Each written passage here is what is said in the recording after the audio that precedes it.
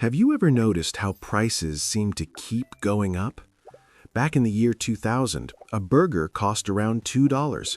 Today, that same burger can cost $6 or even more.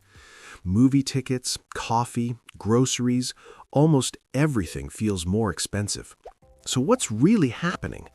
Are sellers raising prices together on purpose? Not exactly. The main reason is something called inflation. Inflation means that prices increase over time while the value of money slowly goes down. When inflation occurs, the same amount of money can no longer buy as much as it used to.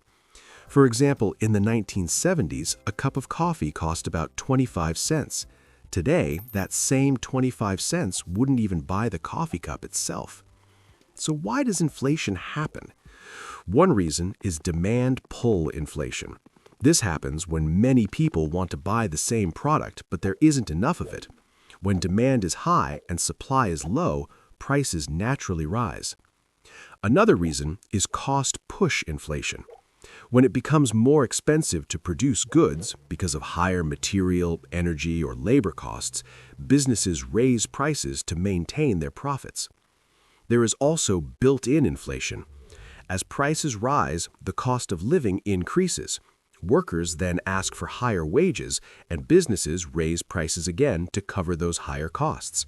This creates a cycle that continues over time. Inflation can also occur when there's too much money in the economy. When more money is available, but the number of goods stays the same, money loses value and prices go up. So how do we measure inflation? Governments usually use something called the Consumer Price Index, or CPI. It measures the average change in prices of everyday goods and services over time. Now you might wonder, is inflation always a bad thing? Not necessarily. A small amount of inflation is actually healthy for the economy. Most central banks aim for about 2 to 3% inflation per year. This encourages spending, supports business growth, and helps create jobs.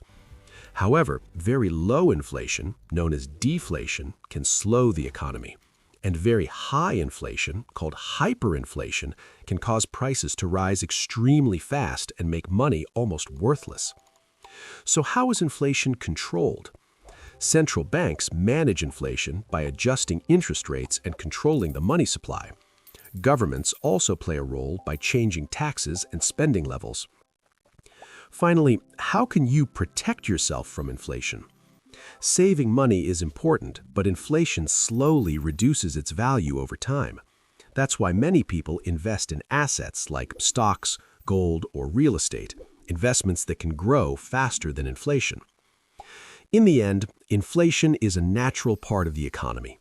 You can't avoid it, but when you understand it, you can make smarter financial decisions for your future.